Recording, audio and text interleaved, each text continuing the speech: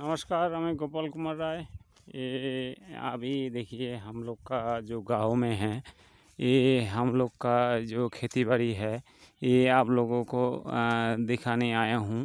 ये देखिए, ये शस्य श्यामलम सुंदरम, देखिए कितना सुंदर है। धन धान्य पुष्पे भरा हमारी वसुंधरा। ये वसुंधरा कैसा है, देखिए कितना सुंदर है वसुंधरा। वसुंधरा রবীন্দ্রসঙ্গীত কিন্তু রবীন্দ্রনাথ ঠাকুর যে লিখেছেন, একেবারে সুন্দর এই কবিতা লিখেছেন। ধন ধান্যে পুষ্পে ভরা। কাজী নজরুল ইসলামও খুব সুন্দর প্রকৃতির বুকে এই সব গানগুলো লিখেছেন, খুব সুন্দর সুন্দর একটি। তো দেখেন এই যে শস্যগুলো, আমরা কিন্তু খুবই সুন্দর একটি মনোরম দৃশ্য এখানে।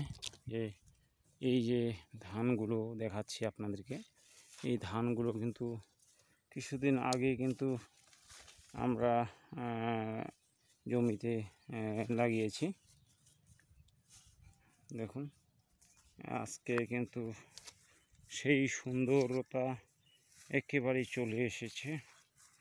আর আপনারা দেখতে পাচ্ছেন যে এই ধান কিন্তু আমরা কিছুদিন পর সোনালি ফসল রূপে পেয়ে যাব।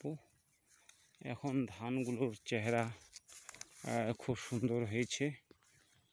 দেখুন আমরা কিন্তু এই ধান সোনালি ফসলের রূপে আমরা কিন্তু পেয়ে যাব। আর আছে আমাদের এই যে এই এলাকাতে প্রচুর ধানের রেকর্ড আছে। আর আমরা এই ধানগুলোকে শস্য শ্যামলম সুন্দরম এইসব রূপে পেয়ে থাকি। আর আমরা কিন্তু ধান দুর্গা পূজার পরেই কিন্তু বাড়িতে নিয়ে যাব এই ধান। কি সুন্দর মনোরম দৃশ্য দেখুন। দেখুন আমাদের জমিগুলোতে কি সুন্দর এই যে এই জমিগুলো হচ্ছে আমাদের।